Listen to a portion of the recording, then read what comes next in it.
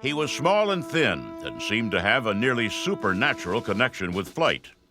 Flight was all he talked about, all he lived for, all he ever wanted to do.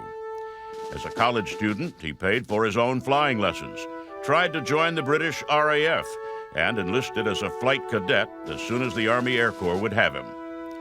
When he finally made it into combat, he shot down 5 enemy aircraft in his first 2 missions. For the next 2 years, it seemed like every time he went up, the enemy went down. With the end of the war in sight, he embarked on a mission that had a single goal: get enough kills to become the greatest American fighter ace of the war. Instead, he died in a battle that he never expected to fight, killed by an enemy that no one knew existed until almost 30 years later. He is Tommy McGuire, and he is a legend of air power.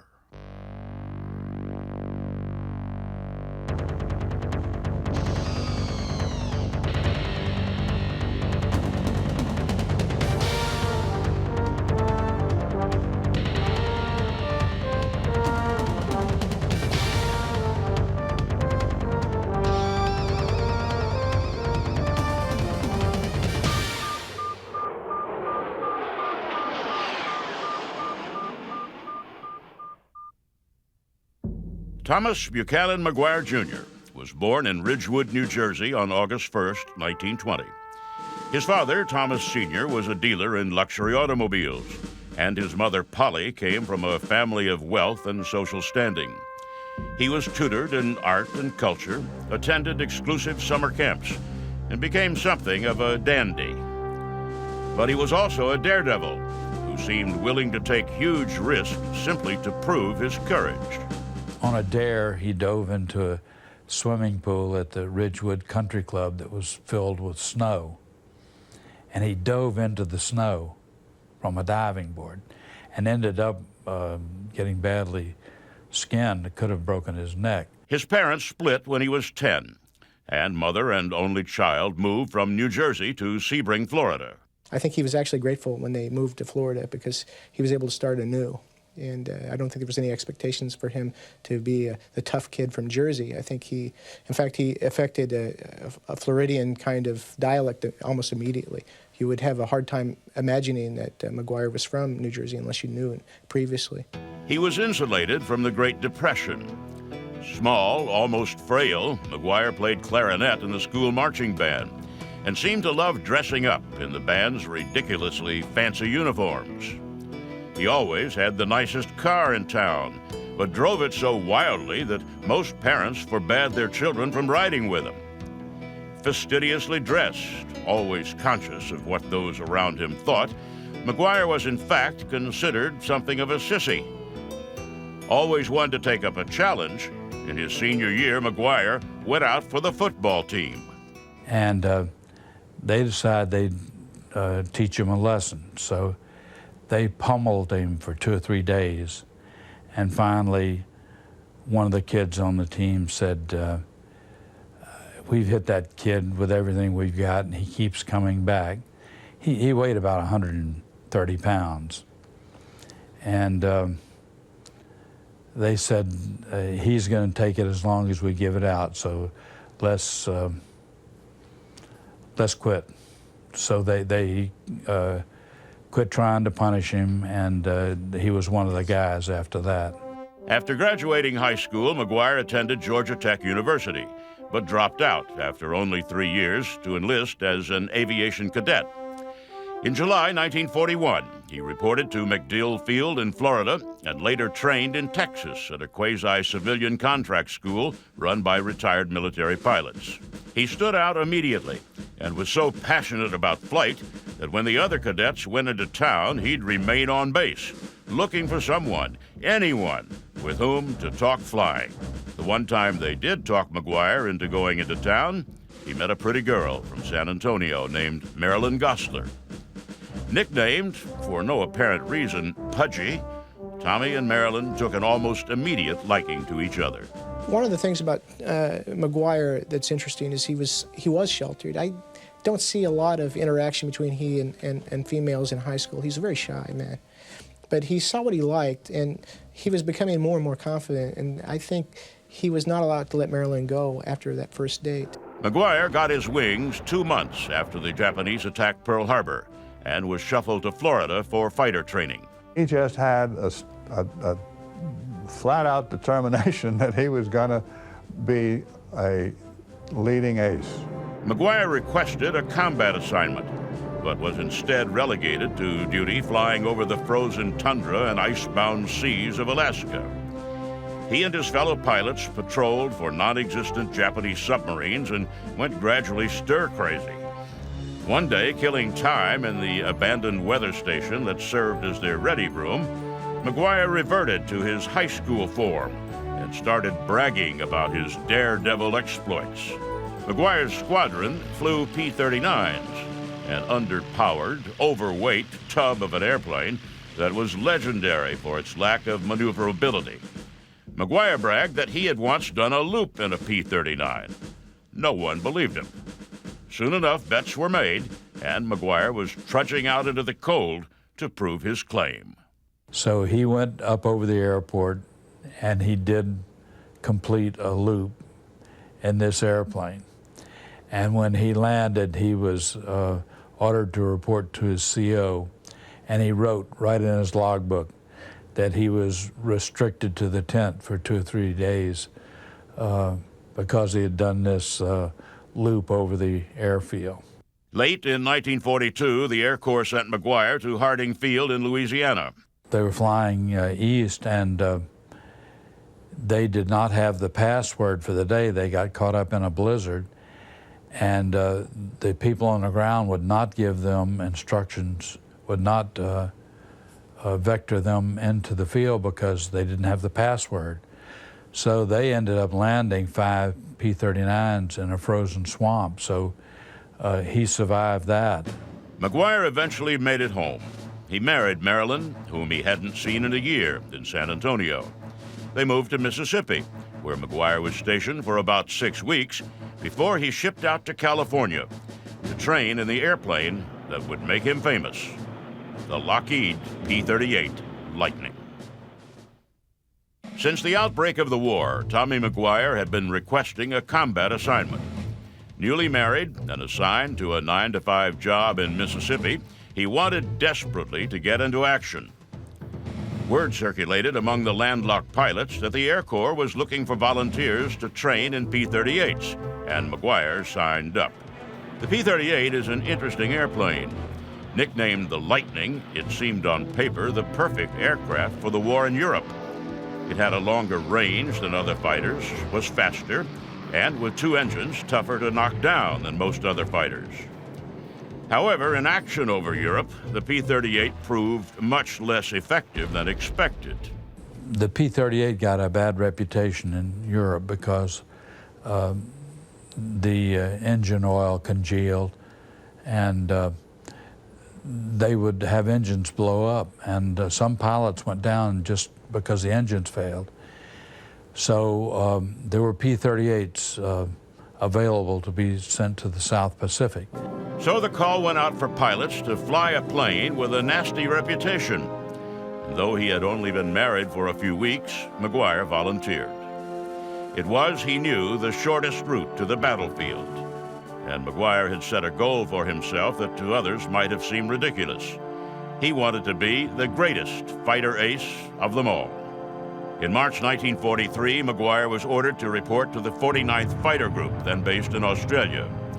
He named his P-38 Pudgy, after the wife he barely knew, but he saw no combat with the 49th.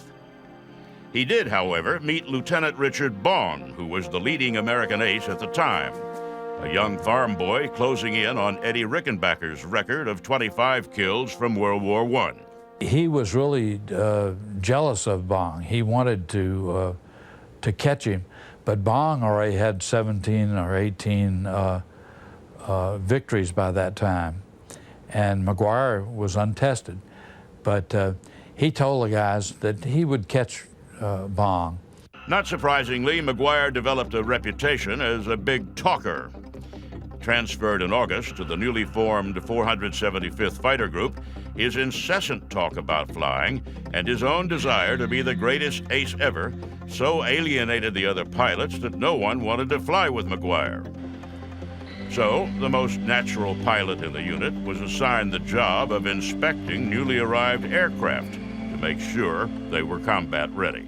That is where McGuire comes into his own. But McGuire was a sponge, and his abilities kept growing to such an extent that by August of '43, he is confident. The 475th moved to Port Moresby in New Guinea. On August 17th, McGuire ventured out into a real combat zone for the first time, but did not engage the enemy. The next day, attacking the Japanese airdrome at Wewak, McGuire recorded 3 confirmed kills and hit 2 other enemy aircraft. He had had gunnery training as part of his cadet training, and he happened to catch on to how all of this worked. And he was the master of what they called a deflection shot.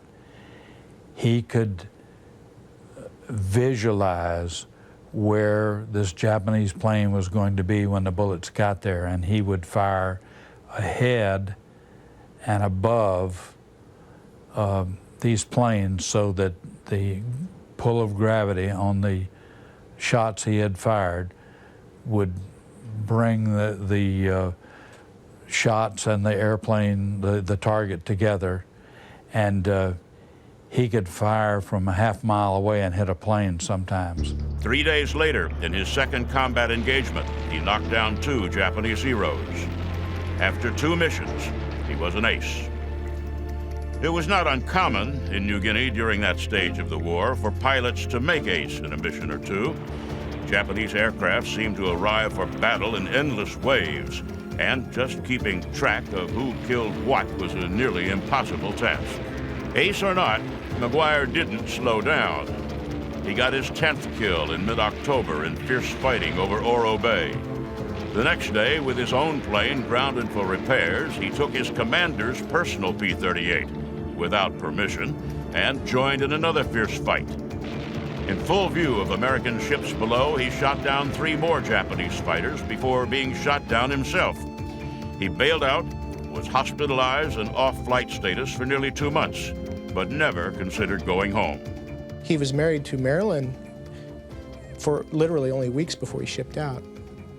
And he missed her greatly, and they had a very touching relationship, but he felt an obligation to his men that exceeded everything else. In December, he was promoted to captain and returned to flight. He quickly recorded 3 more kills and was promoted to operations officer for the 431st Squadron. With 16 kills in only 5 months, the skinny rich kid who talked too much had risen to the point where he actually rivaled Bong. And when his unit moved up to the Philippines, he started attracting the attention of newspaper reporters and the people back home.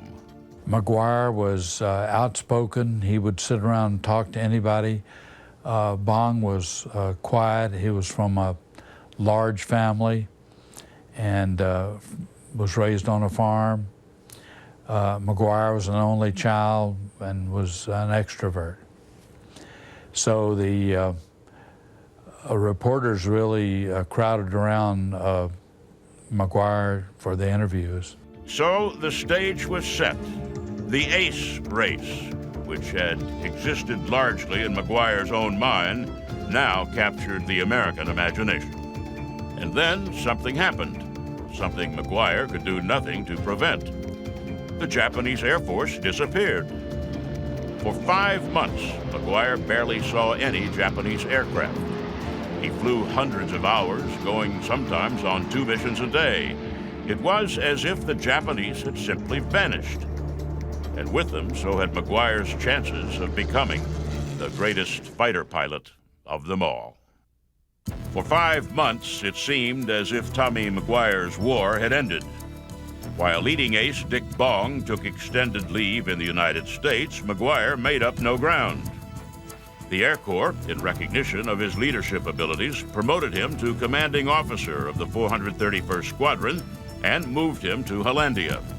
In May, the Japanese returned, and McGuire scored a couple of quick kills. But as conscious as he was of his ambition to be the greatest fighter pilot, command was also changing him. McGuire's first sergeant told me that McGuire used to agonize because here he was, a young man, 22 and a half, 23 years old, and he's having to sit down and write to the relatives of a pilot that's just died and tell them that he's sorry that they died and give a little bit of information about the circumstances and all. But he said that McGuire got distant from the men because of this, because he'd fly with a guy one day and he doesn't know, maybe he has to sit down that night and write a letter. He insisted that new arrivals address him not as Tommy, but Major McGuire. He began to isolate himself more and more inside a circle of pilots he knew well. In June 1943, Charles Lindbergh arrived on a tour of the South Pacific that had been constructed in large measure to get the world's most famous aviator into combat. Lindbergh, who had plotted air routes across the Pacific for Pan American Airlines, taught the P-38 pilots how to squeeze hundreds of extra miles out of a tank of gas. The P-38 pilots, who were already routinely flying missions that lasted more than 4 hours, were less than enthusiastic about Lindbergh's formula for extending their missions by 2 hours. But after the meeting, McGuire went to Charles Lindbergh and said, I don't know how the other people feel about this, but I feel like anything that would extend our range and might save some of my pilots' lives that we ought to learn. So Lindbergh went back to McGuire's squadron to teach the pilots how to maximize their plane's range, and he soon moved into McGuire's tent. The two flew missions together, and Lindbergh called McGuire the finest pilot he'd ever seen. And they were naturals together. They both are charismatic. And Lindbergh thought the world of McGuire in the very short time that they spent together. McGuire kept racking up kills, always with Bong in his sights. When Bong scored his 35th kill, the War Department decided the greatest ace of them all was more valuable as a propaganda tool than as a pilot. They took away Bong's plane and gave him the Congressional Medal of Honor. After the ceremony, Bong said, it looks like I'm through. They have taken my airplane away. And McGuire said, come on over to our place. We have a plane for you anytime you want to fly. So Bong showed up over there, and they would go hunting together. At 40 kills, the War Department sent Bong to the United States for a bond drive. McGuire saw his chance, but his quest to win the ace race took on a new flavor. It was competitive, yes, and McGuire was certainly inspired by the men of his unit, who took such pride in his accomplishments. He went out looking for Japanese aircraft, but couldn't find them. For weeks, he did not record a single kill. He did become somewhat driven because he felt like he was never going to get an opportunity to score. He wanted to go home, and he felt like the best way to do that, and it would have guaranteed him swift passage, would have been to get 41 victories. He could have grounded himself, but that would have been a betrayal of his men. So instead, he went up, looking for Japanese to kill, trying to get to the magic number 41, so that he too would be ordered home to sell war bonds. On Christmas Day, 1944, he downed 3 Japanese aircraft over Manila. The next day, again over Manila, he knocked down 4 more. The score, Bong 40, McGuire 38. Bong had not even made it home, and McGuire was going to pass him as the greatest ace. They're down in the area in one of the tents down a line from mine, and I go down to say hello to Mac, and everybody's talking about basically, what do we have to do to get you 3? Where can we go? What can we do to get you 3? McGuire was on the cusp of incredible fame. The Associated Press and New York Times had already written profiles of him, set to be published upon confirmation of his 41st kill. Together, the flyers cooked up a mission. Early on the morning of January 7th, 1945, McGuire and 3 other aircraft took off to hunt Japanese planes. The P-38s were heavily armed and loaded with extra fuel and dual belly tanks so they could range far and wide. The weather was gray and visibility limited. A couple of hours into the mission, a single Japanese plane flashed past the formation of P-38s. They just turned as a precaution that he wouldn't turn and attack them. But McGuire ordered them to keep their wing tanks because he didn't think there was going to be combat. He was wrong. The Japanese plane turned and started firing. At the same time, a second Japanese plane, unknown for decades after the action, stumbled on the scene and started firing as well. McGuire, hearing the distress calls of his wingman, turned toward the battle. What happened next, no one is sure. There are those who think a lucky shot killed McGuire in the cockpit. But it may be something easier than that. McGuire may have turned too sharply, either stalling his plane or causing its structure to fail. McGuire's crew chief told me that every P-38 McGuire ever flew was bent out of true, that he actually bent the wings and popped rivets and that sort of thing, turning the plane in violent turns.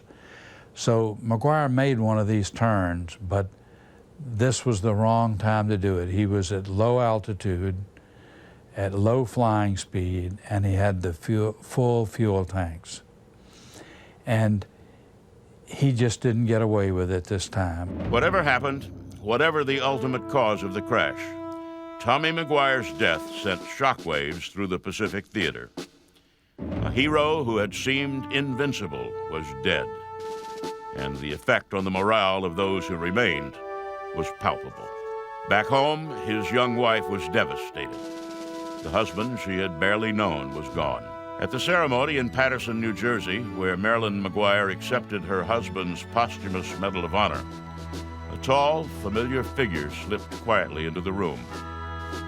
Charles Lindbergh had come to pay his respects.